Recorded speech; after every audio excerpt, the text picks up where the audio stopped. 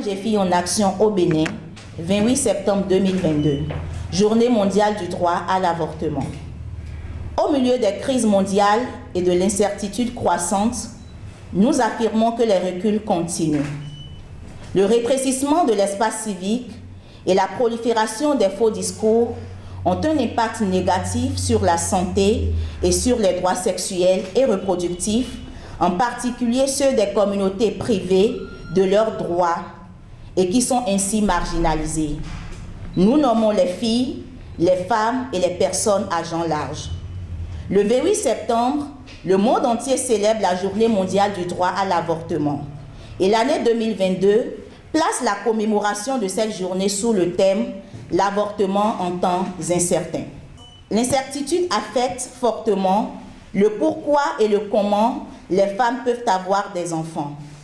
Nous partageons la dynamique de la campagne internationale pour le droit des femmes à un avortement sécurisé lorsque nous affirmons que nous vivons des temps incertains.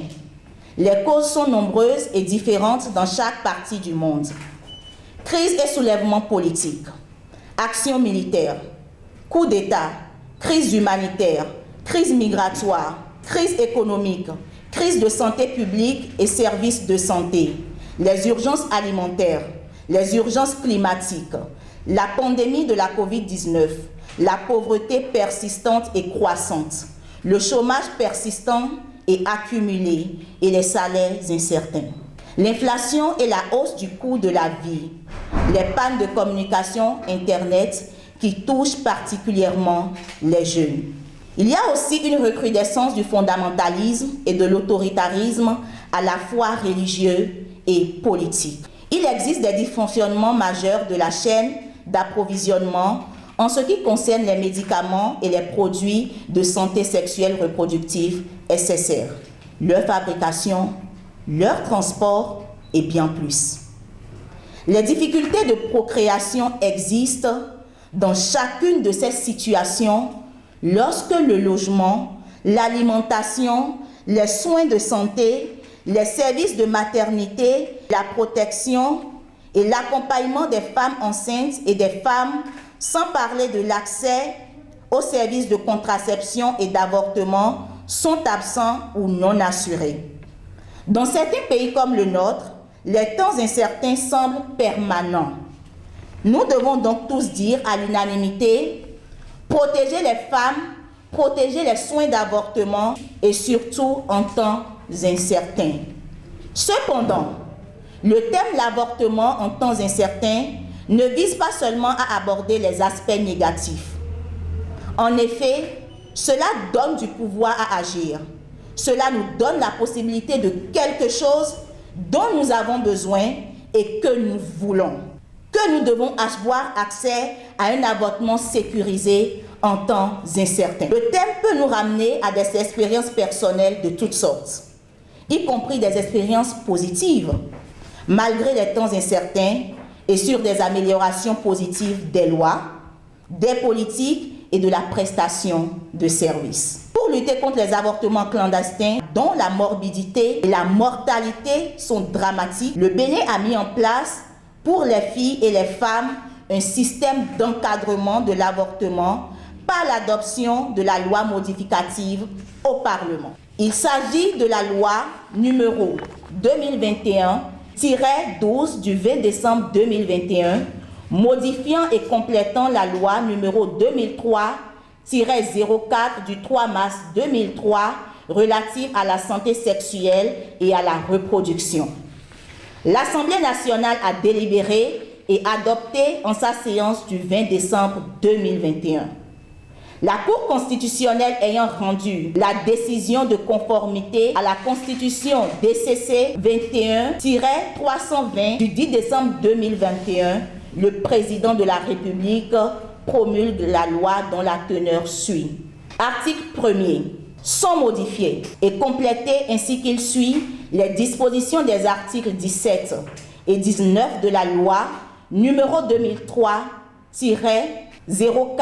du 3 mars 2003 relative à la santé sexuelle et à la reproduction. Article 17-1. L'interruption volontaire de grossesse est autorisée sur prescription d'un médecin lorsque la poursuite de la grossesse met en danger la vie et la santé de la femme enceinte.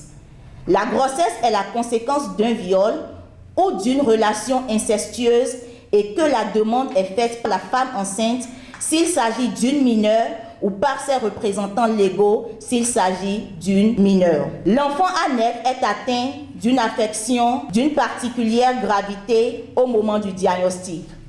En aucun cas, l'interruption volontaire de grossesse ne doit être pratiquée comme un moyen de contrôle des naissances.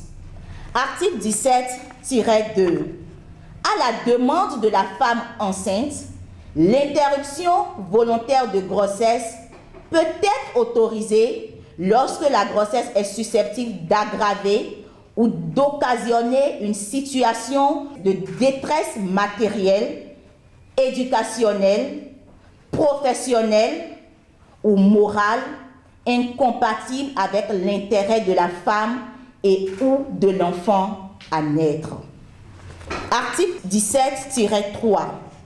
L'interruption volontaire de grossesse envisagée en vertu de l'article 17-2 de la présente loi ne peut avoir lieu après 12 semaines d'aménorrhée. Article 17-4. Lorsqu'en application de l'article 17-2 de la présente loi, la femme majeure enceinte sollicite l'interruption volontaire de grossesse, elle peut s'adresser directement à un médecin officiant dans une structure sanitaire publique ou dans une structure sanitaire privée compétente pour pratiquer l'interruption volontaire de grossesse ou à un assistant social qui la réfère à une structure sanitaire compétente. Lorsqu'en application de la même disposition, l'interruption volontaire de grossesse est envisagée sur une femme enceinte mineure ou sur une femme enceinte majeure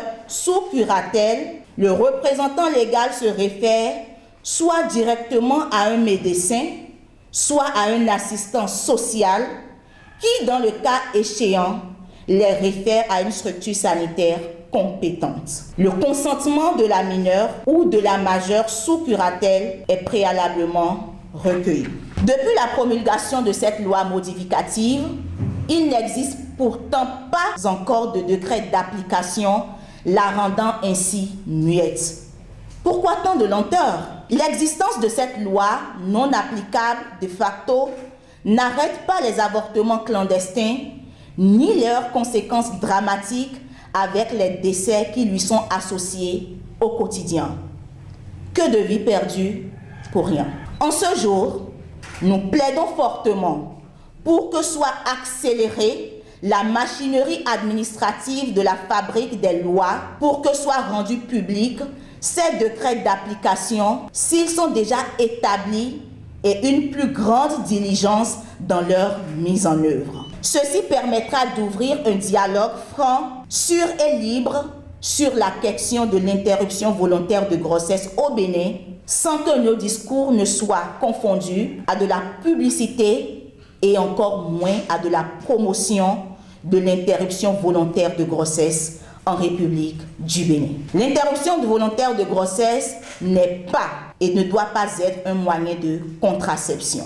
Aucune politique publique dans ce cadre ne pouvant se faire sans les premières concernées, nous demandons au gouvernement, aux autorités politiques et administratives, ainsi qu'aux partenaires techniques et financiers, les ressources indispensables pour que tous les acteurs entrant dans la chaîne, y compris les organisations féministes, les militantes féministes, puissent aller à la rencontre des communautés afin que les cibles visées soient directement atteintes. En cette célébration de la Journée mondiale du droit à l'avortement, l'ONG Filles en Action lance son programme intitulé « She Wants, She Choose ».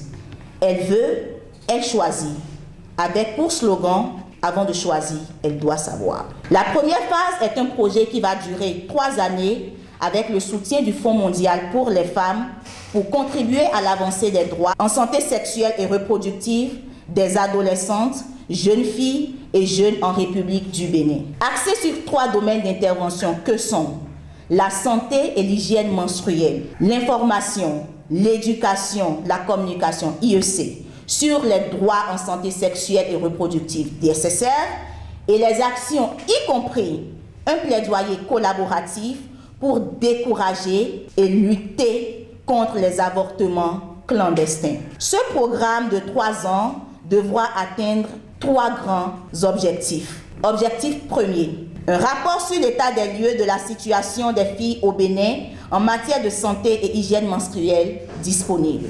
Objectif 2, l'information, la sensibilisation et l'éducation d'un nombre important d'adolescentes, de jeunes filles et jeunes des régions du Nord, du Sud et du Centre du Bénin sur les DSSR, y compris le fait qu'ils auraient participé activement à l'élaboration des contenus de communication pour eux-mêmes au moyen des causeries éducatives, causeries narratives, causeries informatives et sensibilisation grand public, lesquelles seront accompagnées bien évidemment des offres de services en stratégie avancée de SSR, santé sexuelle de reproduction, via des collaborations qui seront nouées avec des structures comme l'ABMS, l'ABPF. Et le dernier résultat qui sera atteint au bout de 3 années sera l'avancée sur des actions, y compris des plaidoyers collaboratifs visant la dépénalisation de l'avortement sécurisé au Bénin et dans l'espace d'Afrique francophone. Interroger le cadre juridique et politique entourant l'accès à un avortement sûr et légal et faire des recommandations sur la manière de rendre l'avortement plus sûr pour les femmes, les filles et les personnes à genre large devient plus qu'important. Fournir un espace pour tenir les autorités politiques et administratives responsables de leurs engagements en vertu des cadres internationaux et régionaux sur les droits humains des femmes, des filles et des personnes à genre large, pour que les droits à la santé sexuelle et reproductive siègent désormais au centre des préoccupations et des réflexions. Nous, filles en action, nous nous joignons aux militants du monde entier pour souligner nos revendications pour le droit d'accès à un avortement sécurisé. Nous, ONG Filles en Action, nous, militantes féministes, nous, personnes à genre large, nous, humains, nous nous unissons pour combattre les multiples crises auxquelles nous sommes confrontés en appelant nos gouvernements à reconnaître que l'accès à l'avortement sécurisé est un soin de santé essentiel et au cœur des réponses aux crises. C'est ainsi donc une question de développement. Vive les filles et les femmes, vive la santé, vive l'accès à un avortement sûr et légal en tant que préoccupation en matière de droits humains et de santé. Je vous remercie.